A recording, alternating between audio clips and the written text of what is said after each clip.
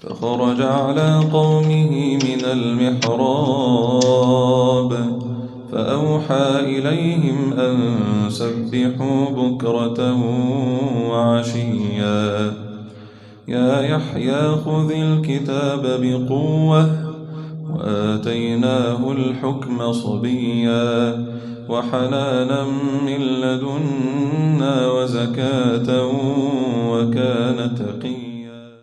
صباح الخير يا شباب، يعني مساء الخير مش صباح الخير، لان انا دلوقتي تقريبا الساعه داخله في 9، فانا ثواني يعني الساعة 8:03 يا جماعة مش 9. يعني عملنا القهوة، فاحنا ورانا شوية محاضرات كتير يعني الفاينل حرفيا. بص، بس في حاجة بقى عايز اتكلم فيها. يعني الواحد جاله دور برد، يعني دور البرد ده حرفيا مخليني مش عارف اعمل اي حاجة، فانت فاهم. بس الواحد ايه بيعافر ويكمل غصب عنه. فلقيت ان احنا حرفيا عندنا نعم كتير، احنا مش مستغلينها، احنا مش عارفين قيمتها، يعني مش بنعرف قيمتها غير لما بتضيع من عندنا. انت متخيل دور برد مخليك جسمك متكسر، مش عارف تعمل اي حاجه خالص، دور برد بس بتلاقي نفسك ان انت بتضيع، يعني انت بتضيع نفسك. اما انا مثلا واحد شخص سليم وقاعد ما بعملش اي حاجه، يعني انت وقتك بتضيعه كله. انت متخيل انت عندك وقت قد ايه فاضي وانت بتضيعه؟ يعني انت لازم تراجع نفسك، لازم تفوق من اللي انت فيه، لازم تعرف قيمه وقتك. احنا معظمنا عايزين نكون مرتاحين ومش عارف ايه. قريت مقوله للامام احمد بيقول لك الراحه لا تاتي لمن يطلبها بل لمن يعمل لها. الراحه مش بتيجي للي عايزها، الراحه بتيجي للي بيعمل لها، اللي بيشتغل لها، اللي بيحاول يكون شخص ناجح ان هو يحقق اي حاجه في حياته، ما يضيعش حياته في التفاهات، في الحاجات اللي ملهاش 60 لازمه. يعني هو عنده هدف، ربنا يكرمه ويحقق الهدف ده. ففوق يا جماعه. فدلوقتي يعني انا احاول اروح بقى ان انا اشوف الماده المقرفه دي. يعني حرفيا انا مش عارف المواد دي قرفنا بيها ولا ايه، بس ما علينا. يعني هنحاول نتعايش في الامر وننجز ما نقدر ننجزه، يعني فيلا بينا.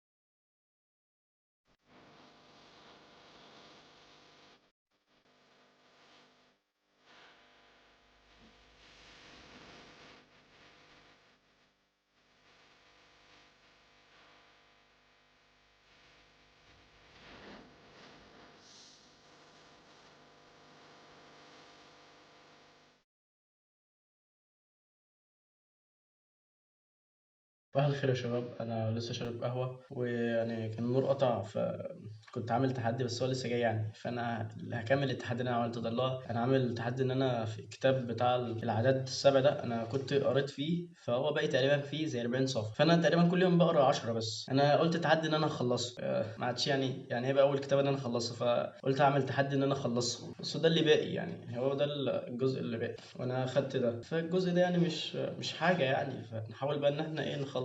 فيلا بينا، الله المستعان، يلا نبدأ التحدي. الصبر في بعد غيبي، انت مش عارف ايه اللي هيحصل، والتوكل فيه تفويض الله سبحانه وتعالى في شيء غيبي. لازم في علاقتك بالله، لازم في علاقتك بالله يظل في جزء انت مش ماسكه بايدك، انت سايبه لله. لا تحصي فيعصي الله عليك. بلاش تبقى عايز زي الذي جمع مالا وعدده، يعني قاعد بيعد، يعني هو كل حاجه وظن اهلها انهم قادرون عليه، عايز يبقى ماسك بكل الخيوط. مستحيل. مستحيل تبقى شايف نهايات كل الطرق وعارف مآلات كل اختياراتك، ولما يقابلك مفارق في الطريق هتبقى عارف تبعات كل اختيار. مستحيل. في جزء تفوض فيه امرك الى الله سبحانه وتعالى، تتوكل على الله سبحانه وتعالى.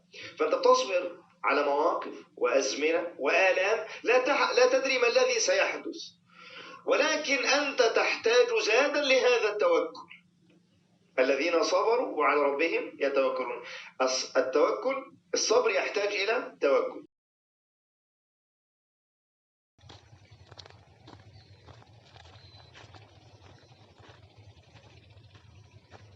عاملين ايه يا شباب؟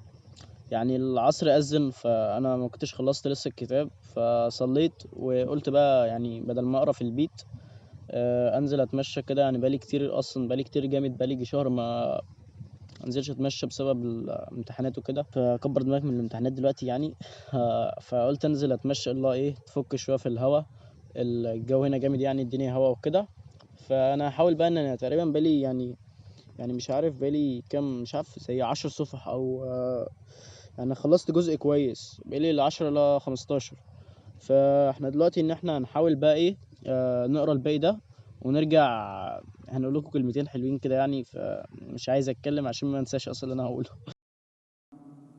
ويقللكم في أعينهم ليقضي الله أمرا كان مفعولا وإلى الله ترجع الأمور. يا أيها الذين آمنوا إذا لقيتم فئة فاثبتوا واذكروا الله كثيرا لعلكم تفلحون. عاملين يا شباب، انا لسه مخلص القراءه دلوقتي، ففي حاجات كتير عايز اقولها، يعني حاجات مهمه جدا، يعني حاجات كتير استفدتها من الكتاب اللي انا قريته ده. اول حاجه انك تتعود ازاي تجبر نفسك على حاجه انت كارهها. هتقول لي ازاي؟ اقول لك احنا طبيعتنا معظمنا كلنا اي حاجه احنا بنذاكرها حرفيا احنا معظمها احنا مش حابينها، بس فكره ان انت ازاي بقى تجبر عقلك انك الحاجه اللي انت مش عايز تعملها لازم تعملها دلوقتي، لانها انت عايز عائد منها بعد فترة، يعني في المستقبل انت عايز منها عائد هي تحققه لك. فانت لازم تستحمل قرف الحاجة دي، لازم تستحمل تعب الحاجة دي، لازم تستحمل ازاي تتغلب على ازاي ما تضيعش وقتك. يعني كلنا بنضيع وقت عادي، يعني مفيش حد فينا مستغل وقته باكتر كل حاجه، بس هي الفكره ايه؟ ان انا بحاول اني اكتسب وقتي. تاني حاجه استفدتها انك ابعد عن السوشيال ميديا، ابعد عن اي حاجه بتلاقيها مش بتفيدك، مش يعني اي حاجه انت بتتابعها حاسس ان هي بتضيع لك وقتك، مش بتستفاد منها باي حاجه.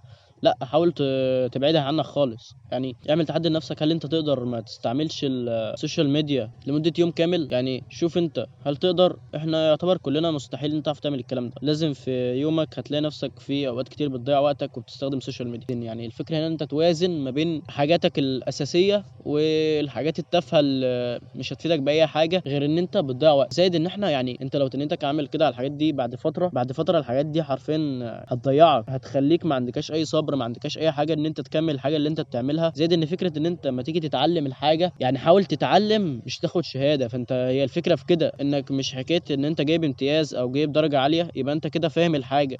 الفكره ان انت تتعلم الحاجه، ان انت تبقى عارف تشتغل بيها. هي دي الفكره، ان انت تبقى كده انت استفدت، يعني سنوات دراستك كلها ما راحتش على الفاضي. لازم تبقى مقتنع ان يعني احنا كلنا حرفيا بنمر بالحاجة دي. يعني انت مش لوحدك ان انت بتبقى كاره المذاكرة، مش لوحدك ان انت مش عايز تذاكر وبتبقى حاسس بالملل، مش لوحدك ان انت بيبقى وانت بتذاكر عقلك بيبقى سرحان في حاجات تانية. فده عايزك تقتنع ان احنا كلنا كده. بس هي الفكرة بقى ايه؟ ان انت تحاول تتغلب على نفسك من الحاجات دي